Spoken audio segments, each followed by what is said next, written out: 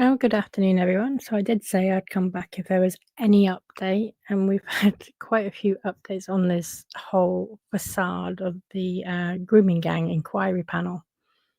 So a third victim on the panel has also resigned, echoing similar sentiment to Ellie and Fiona.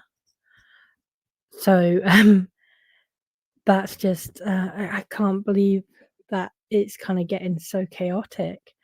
Um, But, I fully commend these women on their bravery and honesty. We had, a statement from Jess Phillips. Chris Philp, actually questioned her in, the House of Commons earlier, and we've had a statement from Jess Phillips, which I'm going to play because it is so stupid. It's so stupid, it makes me really angry. So, I'm just gonna play this.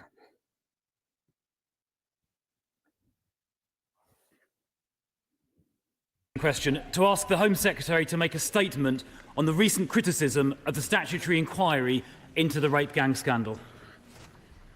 Minister. Thank you, Mr. Speaker. As stated in my previous statement to the House on the 2nd of September and in my letter to the Home Affairs Selection Baroness Casey's recommendations following her national audit into group-based child sexual exploitation and abuse. These crimes committed by grooming gangs are among the most horrific imaginable, and her report exposed over a decade of institutional inaction, and we are determined to ensure such failures are never repeated. Central to our response is a statute.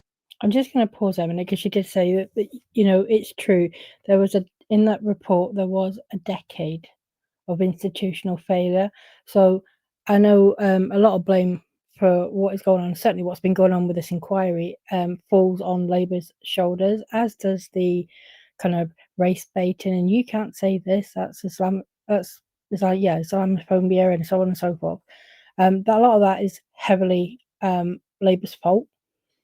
But the inaction going back a decade, that was Tories. They were in Parliament for most of that time. They were in power. So I just feel like that needs to be said, that it's not all Labour, but Labour are diabolical. Statutory National Inquiry under the Inquiries Act 2005, which will oversee local investigations with full powers to compel evidence. It will be time limited to 3 years to ensure that victims and survivors receive answers swiftly. The inquiry will examine safeguarding systems, accountability and intersections with ethnicity, race and culture, identifying failures and good practice. The inquiry will work alongside the National Police Operation Beaconport. The appointment of the chair is at a critical stage, and we hope to confirm the conclusion of this soon.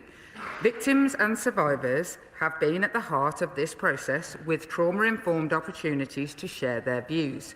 We've engaged with them on the chair appointment and the terms of reference, which will be shaped by the chair in consultation in public, again, with stakeholders. As widely reported in the media, victims and survivors are meeting prospective chairs this week. Today, in fact. This process, contrary to the reporting, was not managed by the Home Office, but by an independent child exploitation charity, the NWG. We are gathering views to ensure their perspective remains central. We must avoid delays, as was seen in the independent inquiry into child sexual abuse, and are progressing as swiftly as thoroughness allows. Misinformation undermines this process. Allegations of intentional delay, lack of interest, or widening of the inquiry's scope and dilution are false. Bearing in mind, the allegations of the widening of the scope have come from the victims who were part of the liaison itself. The people who have just resigned, they're the ones who actually raised the issue that the scope was being widened. And she's sitting there saying, no, that's false. The inquiry will remain laser-focused on grooming gangs, as Baroness Casey recommended. Thank you, Mr. Speaker. This scandal arose because young, mainly white girls were systematically gang raped, and this was covered up by those in authority because the perpetrators were mainly of Pakistani origin. So it's all the more shocking that when calls for a national inquiry became public in January, the Prime Minister smeared campaigners as jumping on a far-right bandwagon. Comments like that are a disgrace and are what led to this scandal being covered up in the first place. Months later, just 2 days before facing a vote in Parliament, the government finally agreed to the inquiry. But it's clear the government never wanted this inquiry, they were forced into it. Perhaps that is why, months later, the government has said nothing substantive publicly and their inquiry is descending into chaos. What we have heard publicly is that victims and survivors on the liaison panel have no confidence in the government and no confidence in the inquiry. In the last 24 hours alone, 2 have resigned. Fiona Goddard resigned from the panel saying this: "The secretive conduct and conditions imposed on survivors by the government has led to a toxic and fearful environment with a high risk of people being silenced all over again." And hours later, Eliane Reynolds also resigned, saying the remit of the inquiry had, and I quote, been widened to downplay the racial and religious motivations behind our abuse. The Minister shakes her head. That is what Eliane Reynolds says. See, that's the problem, right? She's being told what the victim themselves are saying, and she's sitting there shaking her head. It's just... It's ridiculous. It's absolutely ridiculous.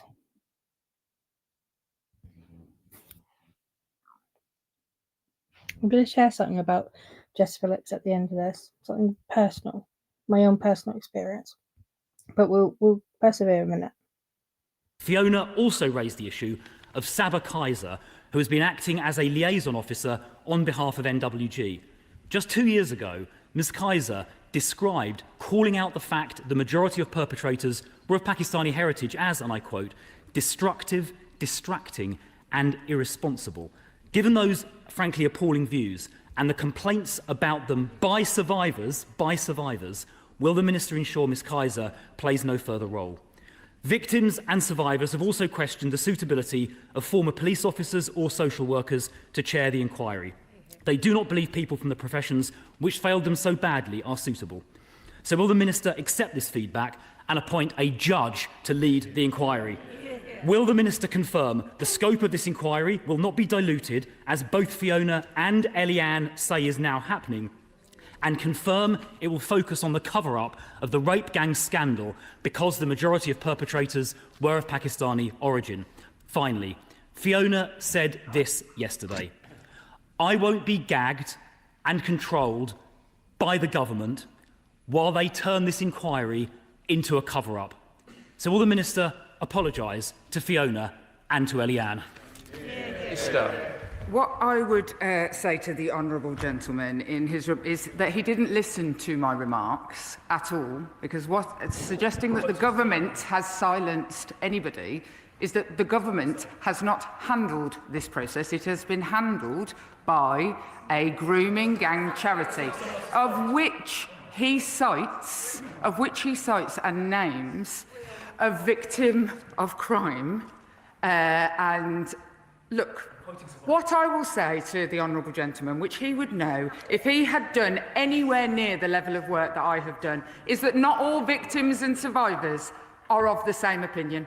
They are not one homogenous group of people who all think the same thing, who all want the same exposure, who all want their identities known. And so what I would say is that I have spoken to Fiona Goddard many times, and I will continue that relationship with her, should that be what she wishes. And every single survivor who has been engaged with, of which there have been many, will have different feelings on this subject. With regard to him requiring a judge, Baroness Casey said to this House in the Home Affairs Select Committee she did not want a traditional judicial-led inquiry. She was explicit. And if anyone in this House can find me an institution that didn't fail these girls over the years, including our courts? Who took the children away from the grooming gang victims? Who criminalised some of them? There is no institution in our country that hasn't failed. We will continue. Today I will meet with many of the victims and get their feedback, and I will continue to progress. With that in mind, I will engage with all the victims regardless of their opinions, and I will listen to those that have been put in the media, that are put in panels. I will always listen and I will speak to all of them. Jim Backman. Thank you, Mr. Speaker. I am going to take forward a stop there, because what she just said, that last bit, I will always engage, I will always listen, is not true. And I have personal experience of this, because in 2021, I will just share the email, actually. I'll just share the screen with the email. This is an email I wrote, right? Now, at the top, to jess.phillips.mp. So that's her email. It's obviously not the full thing, but it's her email. And I wrote, "Dear Mrs. Phillips, right, I have been strongly advised by victim support and some domestic abuse charities, places like Sunflower Centre, Rape Crisis, to make contact with you to see if you are available to help me at all. I'm not one of your constituents, and I wrote to you in your capacity as Shadow Minister for Domestic Violence and Safeguarding. I'm not sure if you're able to help, but I would be grateful if you would talk to me to discuss my experience with a view to helping. Failing that, I'm hoping that changes to the current archaic processes that are hindering so many cases from being sent to the Crown Prosecution Service by the police." I'm not going to read the whole thing. My own case against my ex-husband was reported to Northamptonshire Police in March 2017, after he left the family home, which he had covertly put in his sole name. There was a significant amount of evidence, as he had done a lot of his controlling via social media and telecoms, because that was actually his job. He was a senior manager for a huge technology company, one of the largest in the world. It appeared to be a lot of evidence, given how often domestic abuse cases have little to no evidence unless the victim has sustained physical injuries. My ex-husband had even put a camera in our bedroom to monitor me when I changed or slept. He even recorded himself raping me. The police failed to obtain this evidence, but even without it, there was still a significant amount of evidence. My ex-husband left in March 2017. He was not even interviewed on the first occasion until October 2018, and the remainder of his interview was not concluded until January 2019. In September 2019, I was notified the case had been closed. My ex-husband's actions, such as putting a deadlock on the kitchen door, restricting access to food and laundry facilities, was justified by the police because, and I'm quoting here, it was his house. I was told that because I had been nice to him in my emails, because I had to go home and live with this guy, my case was, quote, tit for tat. I was not informed by the detective sergeant of my victim's right to review. Thank God I work in law, so I knew this. But I subsequently found out about it and made a request, which the same officer tried to obstruct. I eventually had my request for VRR directed to a different officer, and my case was reopened on the basis that there were lines of inquiry which had failed to be explored during the original investigation. So, and basically what I go on to say is that there is, because what they were saying was, there were I'd sent messages to a man I was married to, where I told him I loved him, or I was nice to him to appease him, and the police's view was I was undermining my case. I was told by the police that I should have recognised what was happening and left. and picked up my 4 children and gone, I don't know where. Because I did look into women's refuges. I couldn't take all my children. There was just no space. My support system, my entire support system, lived next door to me. My parents and my brothers. But they couldn't help me at the time because my grandmother was in hospital dying. My grandmother actually died. I think it was 2 days before my ex-husband left.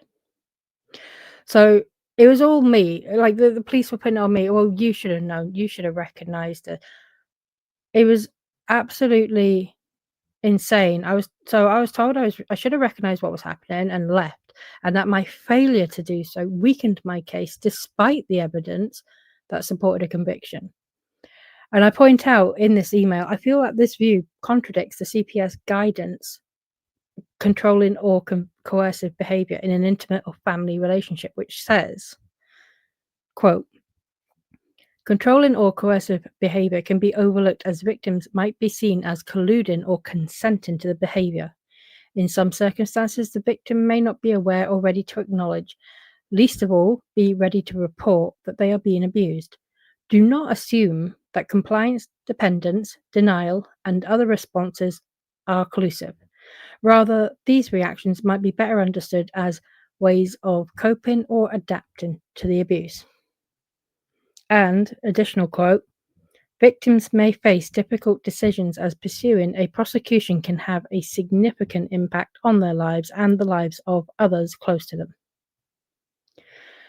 Then I go on to say, additionally, I am concerned that many other victims of domestic abuse crimes, now just bearing in mind the coercive control law had only just come out a few months before. I think it came out in December 2016, and I reported this to the police in March 2017. My case initially was not passed to a rape, to the rape unit in the police department, nor was it passed to a domestic violence specialist. When it was reopened after the BRR, it got passed to the RASO team, the Rape and Serious Sexual Assault team. Rape and Serious Sexual Offences team.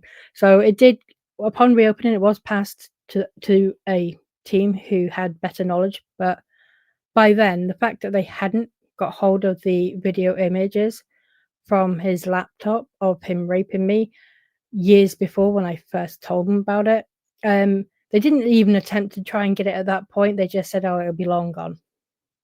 Even though the laptop was a work laptop, and likely there would have been copies in the databases of his employer. Stupidly. They didn't even speak to his employer for many years. It was shit. Anyway, so I go on. Additionally, I am concerned that many other victims of domestic abuse crimes are being failed because of a poor interpretation of the law, an archaic mindset within the police, or both. Without a change somewhere in the process, these failings will continue. Ideally, I would like to see my case put before the CPS, as they have to make all charging decisions in domestic abuse cases. But if the police erroneously decide that the evidential test is not met because a case is undermined by irrelevant factors, there is no recourse other than one victim's right to review. Thank you for your time. I have given a very condensed version of the issues my case faced over the 4 years it was managed by the police, and I would like to just add the 10 years it actually took place over. I would like to discuss the issues further if you are willing. And the response I got, nothing. No response, no acknowledgement. I got nothing from this woman who claims to listen to all victims. Absolutely nothing. So, as far as I'm concerned, she did not help me. Even though I was recommended to go and see her, I was recommended by my own MP to go and see her, as well as charities, as well as, various people who were trying to help me. She did not help me at all, or even acknowledge anything I'd said. So when I have to sit and watch her harping on about how no one has done more than her for victims, how she's dedicated her life to helping victims, while she has done some good and has helped some people, for people like me, and I'm sure there's a hell of a lot more, she's done nothing, and it sticks in the throat to hear it. And the fact that she's dismissing these 3 survivors who are part of the liaison panel, who are all coming out and saying, I can't do this, I can't be a part of this because it's a cover up. Yes, okay, there was a charity overseeing it, but the people, one of one of the chairs, even one of the 2 prospective chairs, one was part of policing, one was part of social services. The social services one has withdrawn since I did my video earlier.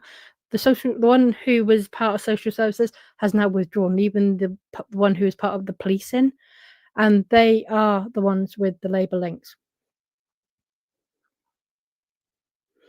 So when you've got that, you cannot sit there and harp on that everything's independent. It's not. And it is astonishing. It's astonishing that this is going on. And women are being let down. I was let down. My daughters were let down. Yeah, I'm okay to say this. Right?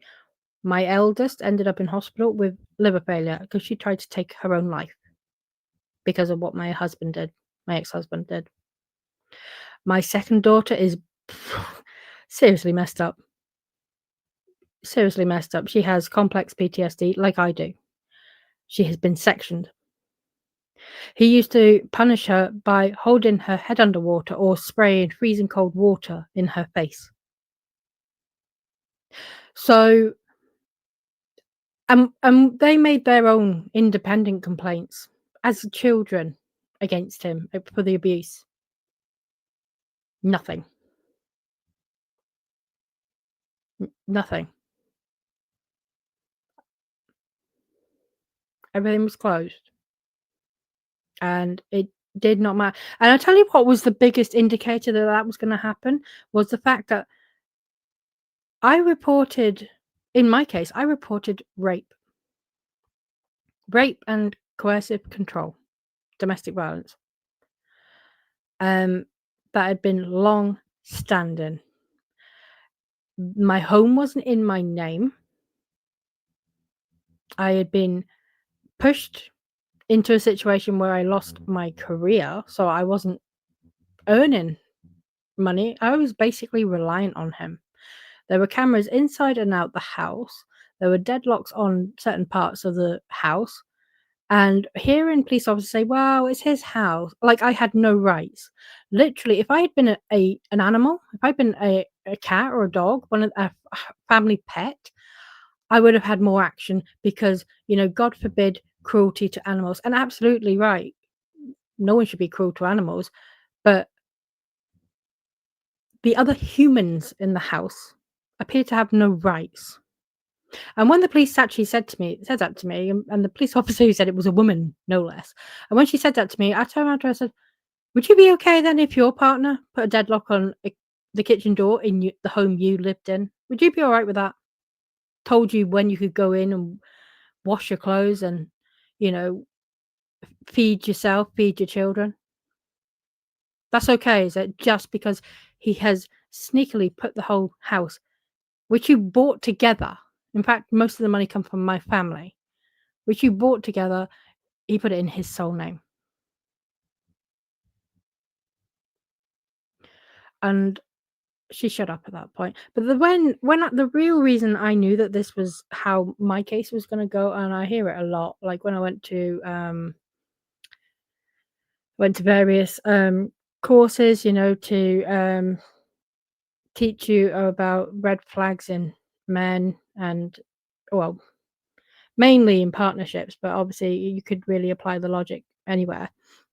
I went to these kind of courses that teach you what to look out for, what's positive, what's negative, and so on and so forth. And you're obviously surrounded by women, and it's astonishing how many women sort of say the same thing. And by the way, not one of us there had actually had any positive action. I don't think. Maybe one had actually seen her perpetrator go to prison out of, I think there were 12 of us. But the fact that my ex-husband was not arrested, despite it being a serious charge, it was rape. And no one rushed off to, with the blues and twos on, to go and arrest him there and then. In fact, he didn't even get his, he was asked to come in voluntarily. And he didn't turn up for his interview until 15 months later. Like, he kept making appointments and then he'd cancel them. And that was just the first part of his interview. They then needed to do a second interview. And that was a further 4 months later. He had so much control over, whether the police interviewed him or not, when they did, where they did. He called all the shots. And I remember emailing the police. I was like, have we forgotten that you're investigating a serious offense here? Like, why are you allowing him to dictate to you when he's going to bother to show up for an interview? It's ridiculous. And I felt like I wasn't being taken seriously, and I absolutely was not.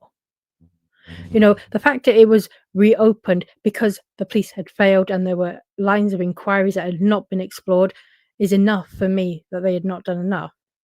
The fact that they closed it again, saying that, basically by trying to survive, I had undermined my case. By being polite in my responses to emails or messages to my husband, to avoid having to go home and put up with being screamed at, having things thrown at me. Even just to prevent my children being screamed at or hurt in some way. That was the logic. That was the logic, and it's just gross. But anyway, that's a lot of my case. I haven't really, I've talked about my own abuse quite a bit, especially during, throughout the Lively and Wayfarer case. That's probably as much detail as I've ever been into about it. It absolutely destroyed my family. But the reason I talk about that here is because Jess Phillips was specifically one of the people I was told to contact. She can help you. And I wrote to her an email when she was the Shadow Minister for Domestic Violence and Safeguarding, and the response I didn't get one. I got fuck all from her, and I'm still pissed off with it. But then she is sitting in these things, talking about these grooming gangs, and blowing out of her ass how amazing she's been, how no one has worked harder than her, how she always listens and responds. Fuck you, bitch. No, you don't. You ignored me.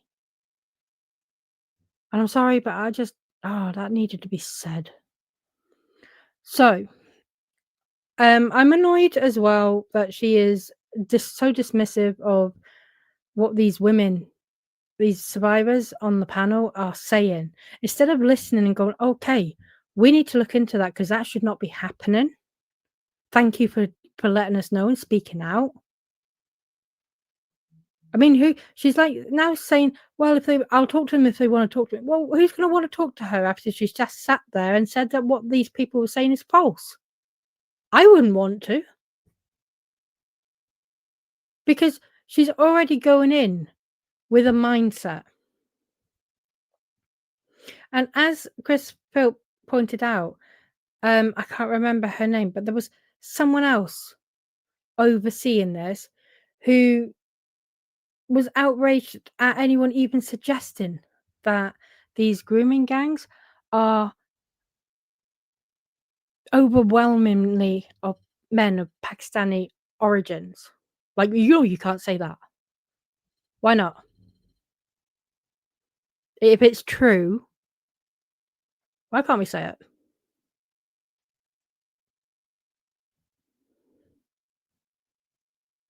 I will say it. The men in these grooming gangs are overwhelmingly of Pakistani origin.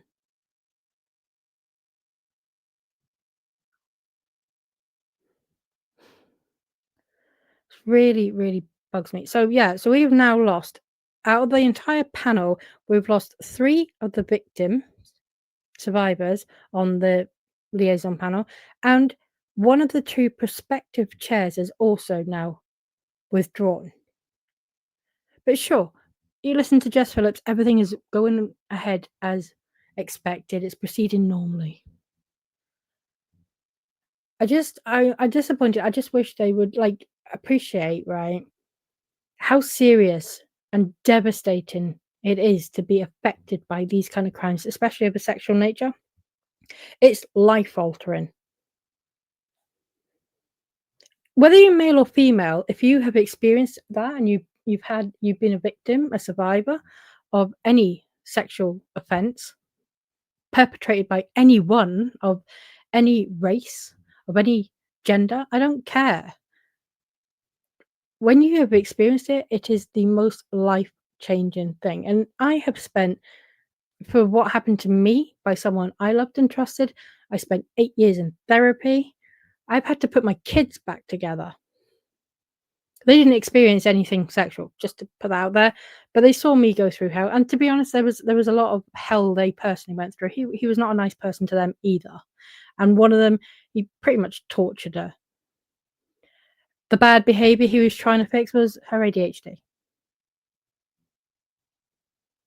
So when he was spraying water in her face, he was actually punishing her for having ADHD. And it's unforgivable. So, yeah, Jess Phillips, you really need to sit down and think about whether you are the right person to be overseeing these kind of things, these problems that women are experiencing, because you don't sound like you are. Anyway, that's it for me. I've had a rant. I really think I needed to get quite a lot of that off my chest, actually. But if people are wondering why, I'm now speaking out about stuff like this, this is why. I've been silent for a long time, and these things are still happening, and the injustices and the letdowns by the institutions who should have protected me nearly 10 years ago are still failing women and young girls today. And I have, daughters, and it worries me. And two of them have already been let down as well in the course of the same person they let down with me. But they are going to have relationships, and they're going to be let down. Well, do you know what? No, that's not true. Yeah, that's true. So my second daughter, actually did get into a relationship. I know she won't mind me sharing this. She was in a relationship with someone who, seemed lovely. Turned out he was not lovely. Far from it, actually. He tried to strangle her. Did all kinds of sexual assaults and various things. Hit her. She had bruises. When we questioned, like we were being told, oh no, it's nothing. Oh, she fell over, so on and so forth. Eventually, it all came out that actually he was hurting her. So we called the police. The police, no, the police could have spoken to the college that both my daughter and her partner were at. They didn't. They could have spoken to a number of witnesses who had seen this guy be aggressive or violent to my daughter. They did not. They accepted his version of events. what he said to explain the bruises on her arms was that they were playing slapsies, a game called slapsies, where they try and slap each other as hard as possible. But it's not violent; it's just fun. It's the most ridiculous thing ever. So on top of not speaking to anyone, eventually we had to report again because we were having problems, and he was still being abusive. And then we did what is called a Clare's Law. We found out this guy has actually has had five other women who have no connection to each other have made complaints to the police for identical acts that my daughter had complained about, and she knew none of this. But like, he had an MO, and down to the finest details, 5 other women had also made identical complaints, and all of them had kind of just fallen apart. There'd been no further action because there wasn't enough evidence, or the women were eventually, it turned out they were intimidated, but they withdrew their complaint, some of them. The guy also broke his own dad's ribs and threatened his sister with a knife. He was involved in county lines. He had a long list of issues. But they failed my daughter. They just, instead of speaking to witnesses, they just took his version of his explanation of why my daughter got bruises, and that was that they were playing some silly game. And they didn't follow up with anyone, despite knowing that he had already been complained about 5 times previously. It was shocking. Anyway, I'm going to leave it there because I think I've said enough now. I'm just so frustrated with this, though. I will keep you updated if there's any more progress or drama from the grooming gang inquiry. Thank you for listening and letting me offload a little bit. But I hope it helps people understand me a little bit and my kind of my views and why I want to put my voice into this discussion. And if it helps people, great. If I help one person, great.